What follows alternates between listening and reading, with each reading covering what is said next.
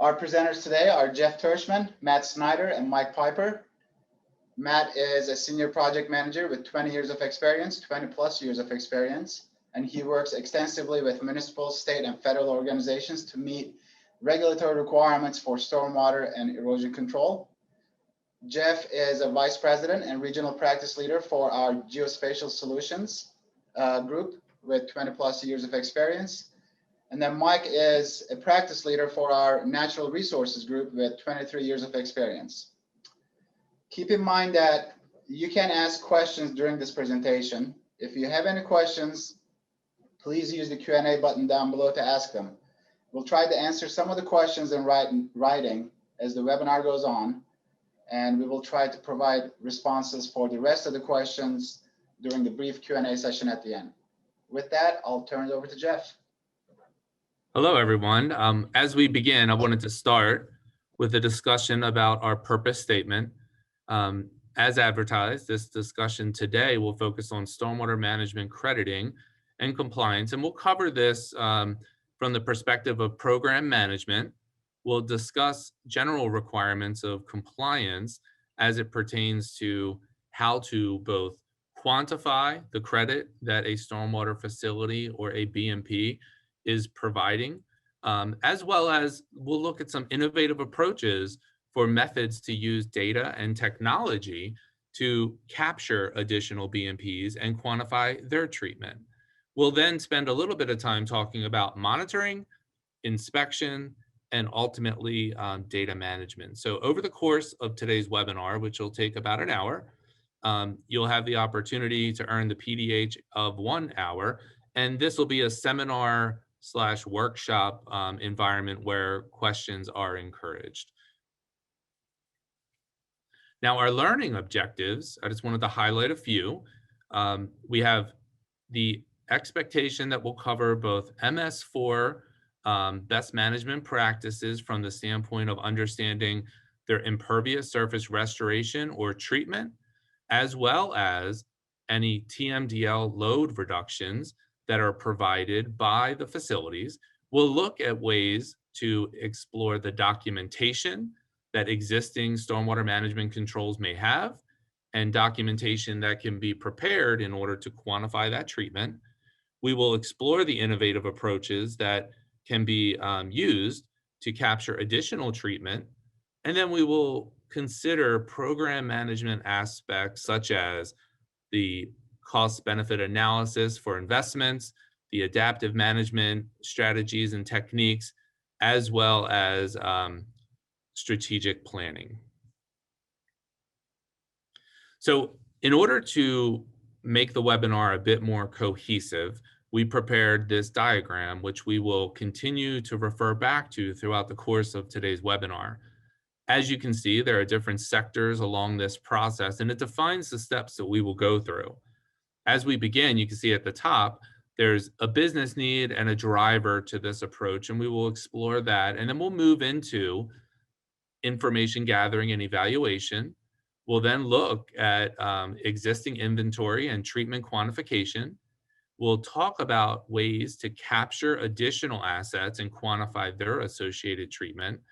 And then we'll explore performance metrics. We'll talk about inspections and monitoring prior to finishing up in the last sector of the graphic, regulatory reporting. And all of that, at the root of all of that is a program management aspect where we'll continue to discuss elements as it pertains to the financial management aspects, asset management aspects, as well as overall compliance management. So as we begin, I wanted to talk about the drivers, the business drivers that would take an organization and have you consider whether or not you need to quantify the treatment of the facilities you have across your landscape. So some of those drivers may be MS4 permits. Those MS4 permits may be issued and you may need to account for your treatment in order to comply with those permits, understanding the infrastructure and the facilities that you have. Local TMDLs that could be issued for an area, and those local TMDLs could also require you to understand the current treatment that's occurring on within the area of the defined geography for that local TMDL. Or mitigation assessments, consider a project that's being implemented may have associated mitigation or some type of compensatory mitigation requirement. So there are differing drivers, and all of these may require an organization to make an investment in quantifying the treatment. One thing I'd like to do is do a poll. And I'd like to take a few moments and have you fill out the poll and answer the question: what regulatory drivers affect your organization's need to identify assets and quantify treatment? And as you can see, we have some predefined answers: local TMDLs, MS4 permits, possibly the compensatory mitigation or project mitigation, and then other regulatory or other regulations that aren't even specified here that could be influencing your organization. So if you just take a moment, choose the answer that best applies to you, we can get a sense of the types of drivers that this audience is experiencing. So now that the poll results are in, I can see that a majority of our attendees in this training session are driven by MS4 permits, about 63%. Behind that, we have compensatory mitigation or project mitigation, and local TMDLs with only 11%. So it's interesting. I expected a little bit more on the local TMDL front, but it's great to see because the drivers are generally going to influence the extent of the investment that you'll need to make in order to proceed with this the methods that we'll talk about here today. So thank you for sharing that information.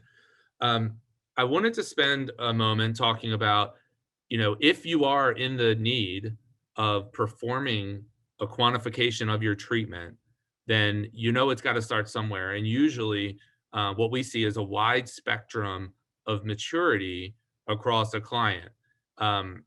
As you look, and you can explore the fact that information may be available. You may have lists and ledgers available that defines all of your BMPs.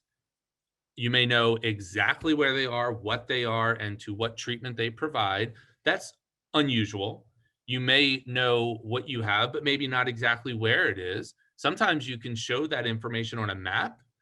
It may be in GIS, and it may make it available for you. Sometimes organizations will have not just the location on a map and the details in a ledger for their asset inventory, but they may also have as-builts. So sometimes we find that the best available information is just design plans. Other times we find that depending on the maturity of the organization and the information that's available, as-builts may be available that have red lines from construction and the actual conditions as the structures were built. All of this, plus maintenance records, will feed into the process to then quantify the treatment. And we see that, depending on where you are in the spectrum, the investment may be more, but the opportunity to complete the exercise is just as capable, whether you're not as mature or whether you have a detailed set of information at the starting point. So now that we've talked about drivers, I wanted to spend a little bit of time considering the foundations of the analysis. First we'll look at impervious surface mapping, just understanding our impervious surfaces versus our pervious surfaces, so that way we can consider where the runoff is coming from.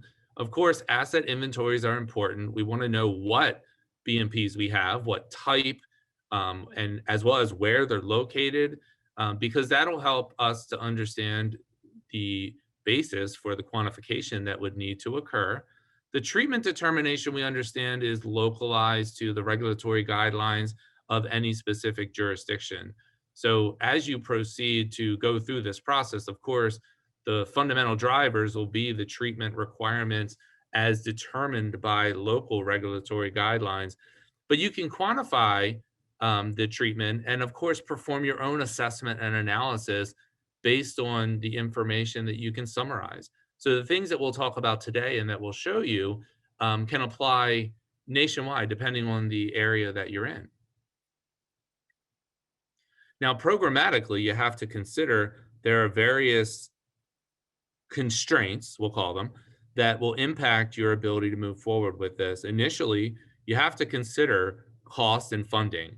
So it's going to cost money and time in order to execute a program like this where you quantify the treatment of your stormwater BMPs. If it's of an appropriate value, then that may offset that cost. Of course, there's going to be a specific duration of time, and there's going to have to be a defined upfront requirement or that business need driver that you're trying to accomplish. It's important to consider all these factors because the triple constraints, as they're known, of time, cost, and scope are going to interact, and you're going to influence each other, and they're going to change as one changes. So if you increase the scope of the quantification, and let's say you want to quantify all your BMPs, then of course it's going to take longer and it's going to cost more. You may find that a more scaled back approach is appropriate for your organization. So I just want to have all of us recognize and consider that there are costs to go along with this, and we have to weigh it versus the benefits. So as we go through this process, looking at the cost of quantification for the treatment per acre or per pound reduction will help you to understand that it's a good investment to do this analysis. And of course, another opportunity is as you go through the process and you inventory your BMPs, which is best practice, of course, regardless, you'll now have to perform maintenance and potentially even regulatory inspections on those BMPs. So the cost may be more, but the life cycle of those BMPs will be extended if you're able to perform maintenance on them. There will be more to come on that. Now, as we begin to quantify BMP treatment, I wanted to focus on two primary types of BMPs. From the stormwater perspective, we'll look at, whether or not it's a structural or a non-structural BMP. As we go through the process to quantify, the information may be slightly different that's needed, but ultimately the information that is yielded can also be put into your quantified progress towards a local TMDL load reduction or an impervious surface restoration. Now, the methods to accomplish this is that we'll look at the load reductions from those facilities. We'll look at the primary pollutants that could be reduced. We'll look at the impervious treatment, especially if it's a direct treatment like a stormwater facility that's treating the exact area. We'll look at the drainage areas and the water quality treatment within those areas. Sometimes if it's an alternative BMP, it could even be an impervious equivalency. But ultimately, if we know what BMPs we have and we know where they are, then the last element that we need to consider is the performance. Because whether or not that BMP is performing as designed is only going to be determined by performing inspections and understanding if maintenance has been performed and if the BMP is providing the water quality that was expected at installation. Now, typical challenges from a stormwater crediting perspective would be incomplete asset inventories. Often, jurisdictions struggle with the fact that they don't know where all of their facilities are. So there needs to be an asset inventory or an asset registry established up front. For any of those BMPs that are established, or stormwater control measures, whatever you call them, the lack of documentation may also be associated with those, meaning you don't have a report that defines the treatment. Maybe you do not have the as-built. But nevertheless, if you know where the BMP is or the stormwater control, then at that point, you can go through these steps that we'll talk about today to prepare that documentation if it's unavailable. Understanding the BMP performance is another key component, like I mentioned. Any type of maintenance neglect will, of course, degrade the performance that's being provided, and therefore the water quality treatment would not be credited at the same as if it was performing appropriately. And then finally, it's important to consider and always drive back to that business need, because if we're investing money in a program to understand the stormwater crediting, then we want to make sure that it's going to have a positive advantage to the organization. That may come in the way of better operational management of your BMPs, better asset management, or it may minimize your requirements to build new facilities because you're quantifying the true treatment of the landscape that you have in place today. Now, as we go through this, one of the big opportunities is that going through this process, you can capture and document the treatment of your as is or current landscape. So that's where we have to evaluate from a programmatic standpoint the advantages and disadvantages. Of course, an advantage is if I can identify the treatment of existing BMPs across my landscape, well, then I can count them towards my TMDL load reductions, and that'll show as progress of accomplishing a waste load allocation. Otherwise, other disadvantages might be now that I have that BMP inventoried and the treatment quantified, I now have to go out and inspect it and do the maintenance. But we all know that if the BMP is truly in your infrastructure and in your maintenance plan, it should be in your maintenance plan from the beginning, I guess is what I'm trying to say. The methods that you can go through and the methods that we'll talk about here later in this webinar is that we'll capture the assets, we will perform the research, we'll do the exercise to quantify the treatment, and then finally we'll evaluate that performance and determine how it affects our regulatory accounting. So again, driving back to those original drivers and business needs. Now, the technical methodologies that we will talk about today are going to be as follows. We'll talk about stormwater BMP crediting. We'll talk about how we're going to inventory. We'll go through the step-by-step process. We will explore the monitoring of some stormwater and alternative BMPs. And finally, we'll cap it off with just GIS data management and asset management, as it would enhance the program that a jurisdiction would have by doing some of these activities.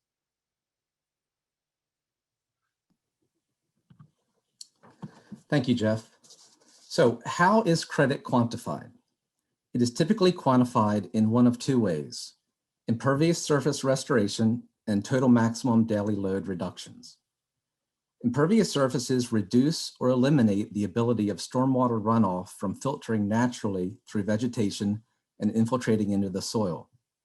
This increases pollutant loads such as oil, grease, heavy metals, sediment, even thermal pollution, which ultimately enters the receiving waters. Impervious surface restoration involves directing runoff from impervious surfaces to best management practices. The amount of impervious surface directed to a BMP is quantified in credit acres.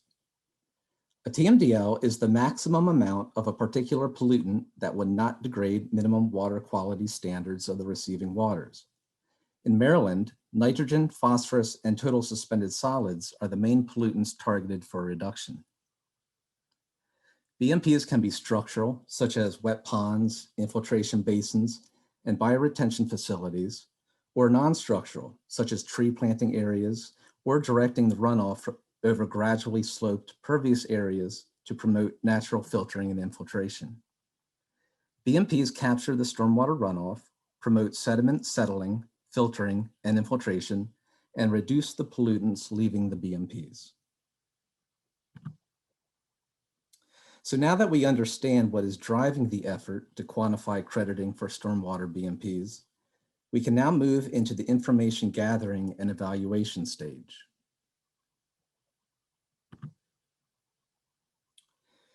To determine the amount of impervious area restoration each BMP can be credited, or the pollutant reduction efficiency a BMP is providing, we need to know the information about each BMP.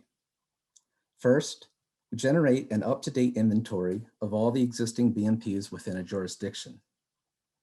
Next, we need to gather all of the available information that we have about each BMP. This can be acquired through various sources, including as-built plans, construction completion reports, approved stormwater management reports, inspection reports, field logs, among other sources of information that a jurisdiction may have. Important information to collect is the facility type, such as, is it a wet pond or a sand filter, the contributing drainage area to that BMP, and various design parameters of the BMP that will be later used to determine the credit received. Once all the available information has been gathered for each BMP within a jurisdiction, we need to identify all of the missing or incomplete information for that BMP inventory. To obtain the missing information, we can perform field visits to each BMP to gather the necessary data. This can include confirming the BMP facility type, confirming the contributing drainage area delineation is accurate, and measuring various parameters of the BMP. Measurements can include dimensions of the BMP outlet structure, filter media area, permanent pool depth, and available temporary runoff storage volume. The performance of the BMP can also be evaluated to ensure it is functioning as designed. This is also done during routine inspections typically mandated by the MS4 permit.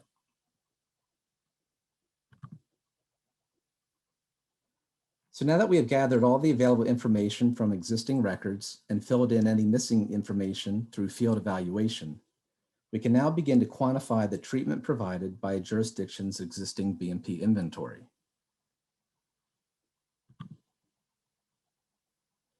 An MS4 permit typically will establish impervious restoration or pollutant removal goals for the permit holder. Those goals will typically be based on a baseline year, which is used to establish the existing treatment occurring within a jurisdiction during that particular year. For example, if a jurisdiction has 1,000 acres of impervious area and 600 acres is being treated by facilities constructed prior to a baseline year, then 400 acres are left untreated. If the MS4 permit establishes a 20% restoration goal, then the jurisdiction would be required to treat 20% of the untreated impervious area, or 80 acres, within the permit term. BMPs constructed after the baseline year would count towards that restoration goal. Today, we are focusing on quantifying the total impervious area currently being treated in our BMP inventory. So how do we determine the baseline impervious acres? An impervious area layer is typically mapped in a GIS environment using historical aerial imagery from the baseline year. Roadways, sidewalks, and driveways, and rooftops all account for the total impervious surface within a jurisdiction. So now that we know where the impervious surfaces are, how do we know which BMPs these areas are draining to and how much treatment is being provided by each BMP? A contributing drainage area must be established for each BMP so that the proper credit can be calculated. The drainage area may be located on design plans or in stormwater management reports, but should always be confirmed using other available information or field verified. In the absence of design plans or reports, the drainage area can be delineated in a desktop environment using elevation data, storm drain layers, and aerial imagery.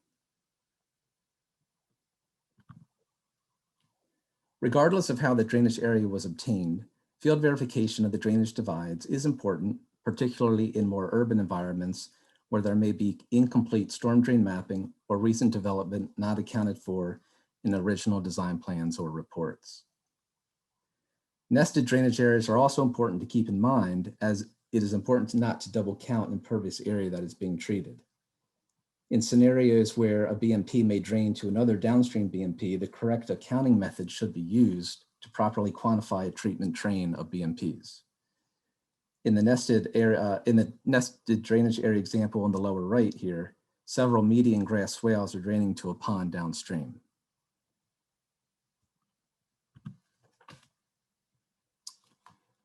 So with a drainage area to each BMP and the impervious area mapped within each drainage area, we are now ready to determine the credit provided by each BMP. The credit provided is determined by each BMP's unique parameters, which were determined in the previous data gathering and evaluation step. This credit may equate to the number of impervious acres draining to the facility. A BMP may also only receive partial credit for the impervious area within its drainage area. Finally, a BMP may be eligible to receive additional credit beyond the total acres of impervious area within its drainage boundary.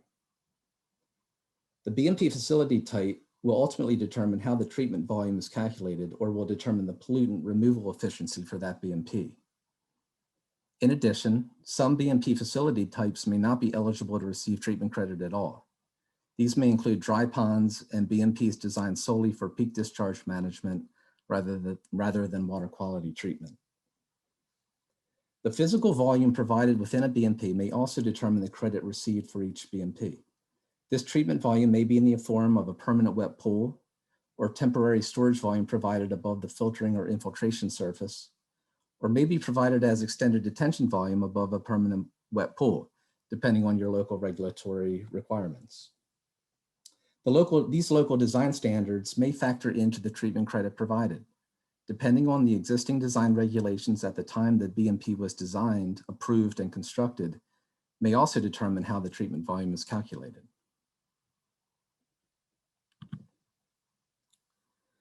So now that we have determined the credit provided by each BMP within a jurisdiction's inventory, there may be a potential to capture additional existing assets to increase a jurisdiction's treatment credit. So before I get into this, I'd like to take a quick poll. Have you or your organization used digital elevation data in a GIS environment to evaluate drainage patterns? So it looks like 82% have used elevation data, which is great. And we'll focus on that a little bit in the next few slides. About 20% have not. And it's a very important tool to use in this process. So many regulatory agencies allow for non-structural methods of providing water quality treatment. One such method is by disconnecting stormwater runoff from impervious surfaces. Disconnecting the runoff means to direct it onto pervious, gradually sloped and vegetated surfaces where the runoff has the ability to filter and infiltrate into the soil. Runoff can be disconnected from open section roadways, driveways, parking lots, and sidewalks in areas where there are adjacent vegetated filter strips. Runoff can also be disconnected from rooftops by directing the downspouts onto gradual slopes to promote filtering through vegetation and into the soils. This innovative crediting technique can be quantified within a jurisdiction by leveraging GIS and widely available information such as LiDAR. Areas within a jurisdiction that meet predefined conditions for disconnections can be identified in a desktop environment, and areas that were outside drainage areas to BMPs and previously thought to be untreated may actually be eligible to receive credit. Another method of providing water quality is through grass swales. Many existing roadside ditches are overlooked as a water quality BMP as they were constructed for runoff conveyance during the roadway construction. However, some of these existing ditches may qualify to receive credit.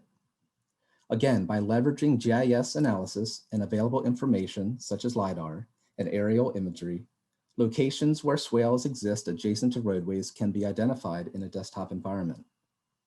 Geometric parameters that can be analyzed include longitudinal slope and side slope, and parameters such as open section roadway versus curved roadway and channel ground cover, for example, concrete, whether the ditch is concrete, riprap, bare earth, or grass, can be verified from aerial imagery. The desktop analysis is used to weed through the existing swales within a jurisdiction and identify those swales that may meet certain criteria and warrant additional investigation. The swales that were identified as warranting additional investigation would then be field visited to gather measurements to confirm that the existing swale meets minimum criteria to be classified as a water quality BMP. Measurements would include channel geometry, including longitudinal slope, and confirming the drainage divides and ground cover, as well as identifying the upstream and downstream limits of the swale would be done during the field visit. After measurements have been taken, hydraulic characteristics of the swale are calculated using, including the design peak discharge, flow depth, and flow velocity. These values are then checked against minimum requirements set forth by the local regulatory agency, and those swales that meet the minimum criteria can then be classified as water quality BMPs and credit taken for the area treated. So now that we have quantified the credit of an existing BMP inventory and captured additional assets that may have been overlooked, it is important to ensure that the BMP inventory is functioning as designed throughout the life of the BMP. The MS4 permit typically mandates routine inspection of a BMP inventory. These inspections are used to identify performance issues while rating various parameters of each BMP in terms of functionality per the original design. A rating system oftentimes is used to determine if the BMP is eligible to receive credit. If a BMP fails to meet minimum standards, the BMP may not receive any credit until the performance issues are resolved. Routine BMP maintenance is important to identify and/or prevent any issues before they impact how the BMP functions. Maintenance can include routine mowing, addressing minor erosion issues, and removing accumulated sediment and trash from BMPs. A poorly functioning BMP results in a loss of water quality credit and pollutant load reductions. It can increase the cost of a BMP retrofit and even require a redesign of the BMP if safety becomes an issue. BMP performance issues ultimately lead to a degradation of the receiving waters and environment due to runoff with excessive sediment and pollutants. Thanks, Matt. So we'll next discuss how BMP performance monitoring ties into our topic. We'll do this by discussing two case studies, but first I wanted to briefly cover where monitoring is generally occurring related to MS4s. On this slide, we've listed some of the typical monitoring that is required specifically by permits. In a regulated MS4, there are typically permit conditions that call for in-stream, outfall, BMP, or small watershed scale monitoring to determine the general effectiveness of the stormwater controls being implemented. Methods can include biological monitoring, geomorphic assessments, and wet weather water quality sampling. For restoration projects, particularly stream restoration, there may be pre- and post-restoration monitoring required by the federal or state permit authorizing the project. This monitoring is intended to ensure that the project is intact, stable, and is meeting design goals.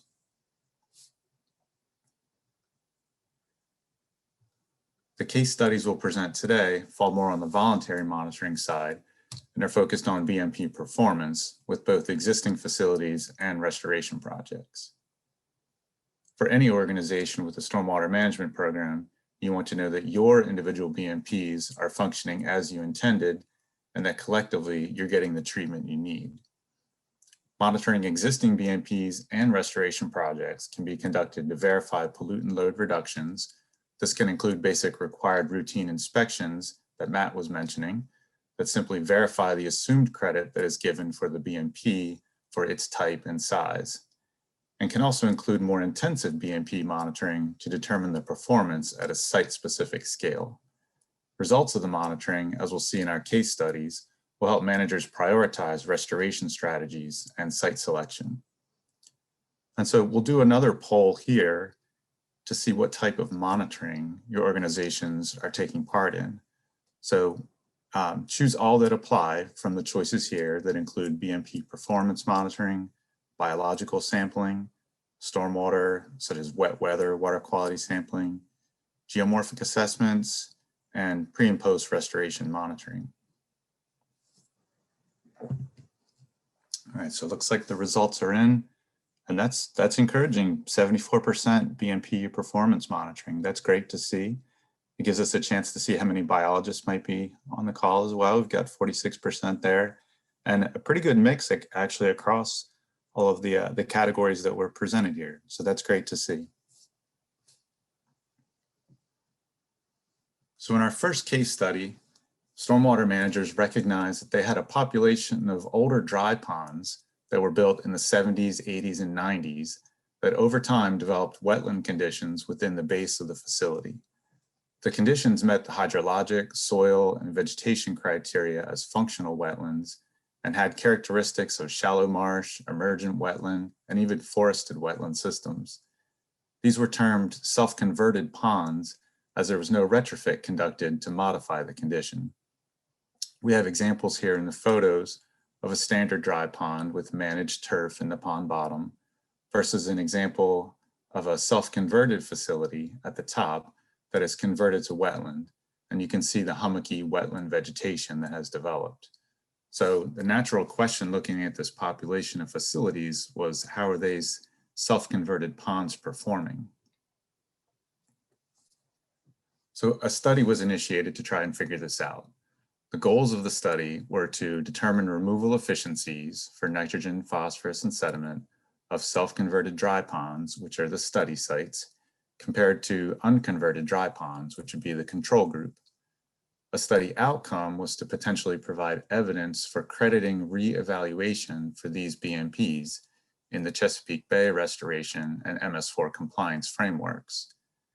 A goal was to help watershed managers prioritize their restoration approach. And the hypothesis going in was that the self-converted pond would have greater removal efficiencies than the standard dry pond. Sites included in the study were all designed and built as standard dry ponds. The study did not include extended detention. And the study ponds were selected based primarily on having wetland characteristics, specifically wetland soils, hydrology, and vegetation, meeting all three parameters. The control sites did not exhibit wetland characteristics, and the vegetation was routinely maintained.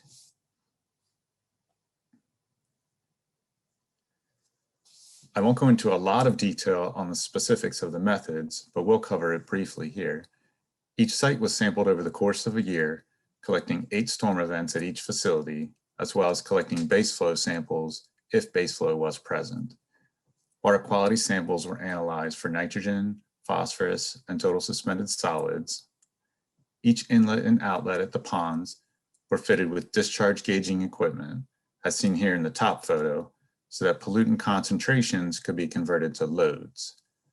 Sampling results were used to calculate loads and load reductions for sampled events on an annual basis.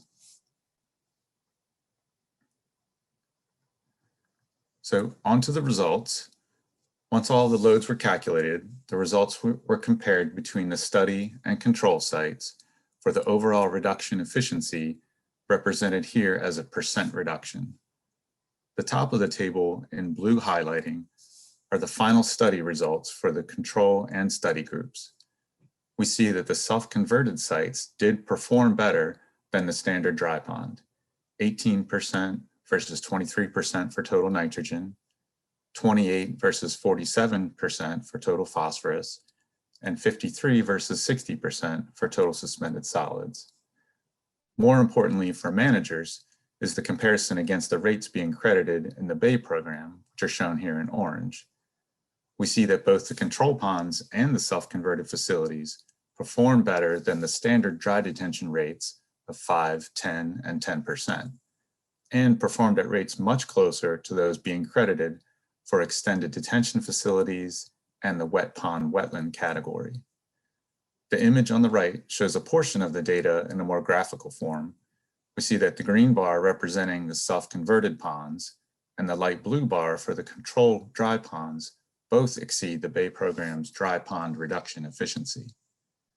Based on the results, program managers can effectively put these types of facilities into a very low prioritization category for retrofit, as they are already performing at a higher level.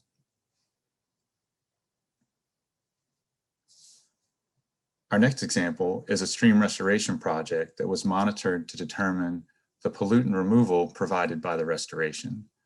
The restoration project was a little over 3,000 feet in length and situated in a medium density residential setting.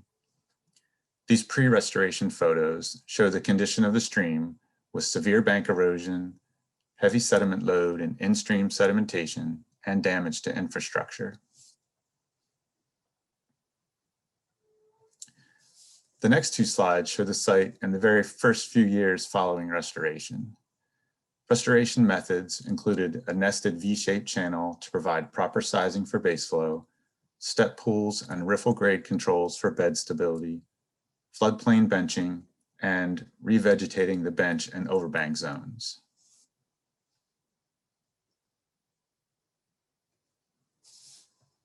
Study of the restoration included measures of geomorphic stability, habitat improvement, and biological communities, but we'll focus here again on the water quality elements and the pollutant removal performance of the project. The study employed a BACI design with a before monitoring period of 2 years, an after period of 9 years, a control monitoring site located upstream of the restoration, and an impact site located at the downstream end of the restoration project. Monitoring conducted at the upstream and downstream sites included both storm and baseflow water quality sampling for nitrogen, phosphorus, and sediment during at least 8 storm events per year, and gauging discharge to develop a continuous flow record. Results were used to generate annual pollutant loads at the upstream and downstream sites. So into some results, these next 2 slides represent average annual concentration results at the downstream monitoring site, which is the study or impact site. The pre-restoration period is to the left of the red line, and the post-restoration period to the right. This is a box and whisker plot, if you're not familiar with these, that indicates the annual mean, shown with the red plus sign, and the 25th and 75th percentile represented within the box. We can see from this chart that the annual mean concentrations of total nitrogen and the range of values within each year both are reduced in the post-restoration period. This next slide is the same type of plot, but for total phosphorus and sediment. Phosphorus is often bound to sediments, so the results here are as expected, but the 2 pollutants are following a pattern similar to each other.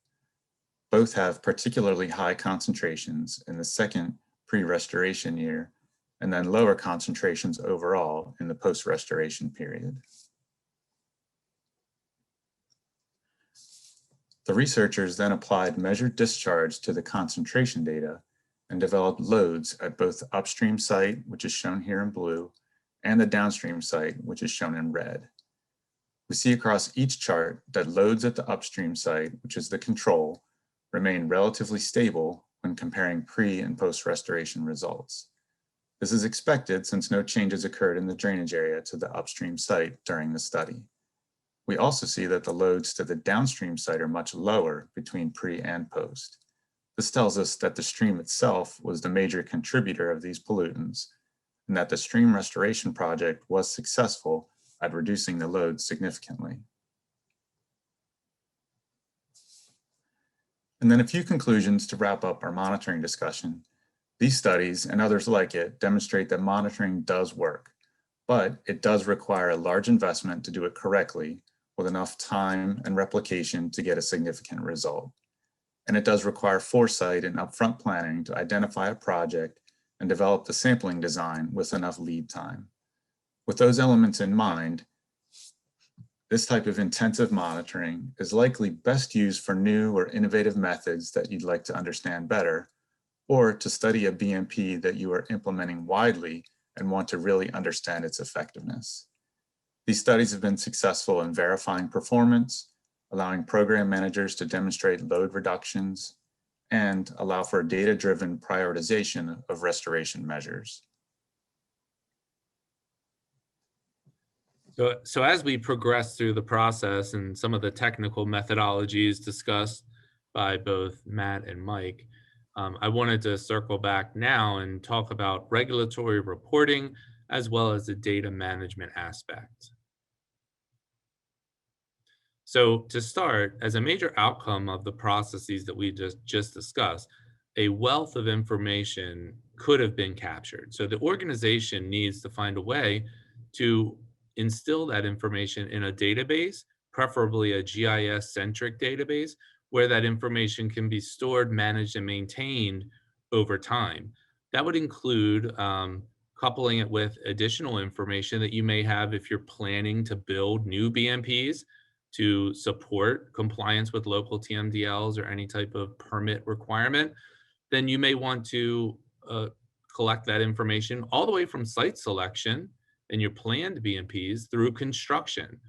And that information coupled with your infrastructure data can help you to have the information available to perform inspections, to track and plan remediation. All of this in an enterprise geodatabase would not only store GIS features, but also the associated attributes, and it'll allow you to have ongoing data management as a priority for the organization. Currency, accuracy, and completeness of the information needs to be a commitment long-term, because even if you went through the process as driven by the business needs we discussed, and the organization invested in that one-time effort to quantify, you have to continue to maintain that information because the BMPs across the landscape are changing all the time. So that means you need to keep your information up as those changes occur. Mapping and reporting is another outcome that an organization would benefit from. The ability to generate a map of an area, see the location, see the treatment provided by that area, and even perform spatial analysis. As if you understand the asset inventory that you have, you could intersect new upcoming projects and their limits of disturbance, and you could identify the BMP impacts that will occur on projects as they are planned. And that could be very valuable as you move forward and try to maintain your program over time. Tracking the BMPs, the credit, whether it's alternative or structural BMPs, in a centralized enterprise database, making it accessible and available through map viewers, through exported data. A lot of times that is a foundation of a program for many jurisdictions, but in some areas, more on the novice when it comes to data management, that could be a major step forward programmatically and operationally. And in order to do that, you may have some improvements in your asset management program as well. Just the ability to understand your inventory and know that it's going to change over time as facilities are retrofitted, as new infrastructure is put into place, even just general changes in the landscape, which would affect drainage patterns. All of these things would influence your information and could therefore influence your asset management priorities. You go through the process of performing inspections in order to understand the performance of your BMPs. As you evaluate your conditions, you can see trends and patterns in those inspection results that'll help you prioritize your maintenance funding. It'll help you to go through a risk-based criticality assessment to determine the assets that should be maintained as a priority. And then the maintenance that you do perform will now be informed because you have your assets being prioritized for maintenance. The repairs and replacements can be tracked and stored in your database so that way you can influence further investments. And all of your funding forecasts can be data-driven in order to improve the results and the value that you get out of the maintenance dollars that you have. And then finally, we have to think about the value from the standpoint of the organization, because like we mentioned, we have to consider the business need. What is the fundamental driver? We have to look at the information. We have to do the exercise, the information, if you want to quantify it as Matt defined, there are certain costs that would go along with that, but definitely there would be benefits associated as well. We want to consider it from a fiscal perspective. We want to be smart about our capital investments, and that return on the investment can be seen in terms of minimizing the need to build new facilities to comply with local TMDLs, maximizing the existing pollutant reduction credit from the existing infrastructure that you have, and then ultimately the improved maintenance and operations that will be a tangential benefit, but a very important one for an organization that embraces this type of strategy. And then I wanted to just circle around this graphic and really just kind of do a quick recap. We've talked about the business needs and drivers. We went through the methods for information gathering and evaluation. We talked about techniques that can be performed in order to assess the existing inventory and quantify the treatment of those facilities, as well as capture additional assets through the use of technology and GIS and quantify those treatment results as well. If you move into that additional sector where we're looking at performance and monitoring, knowing that inspection information can feed an asset management program, and then ultimately ensure that your regulatory reporting and compliance is aligned with the expectations and your overall goals of the organization.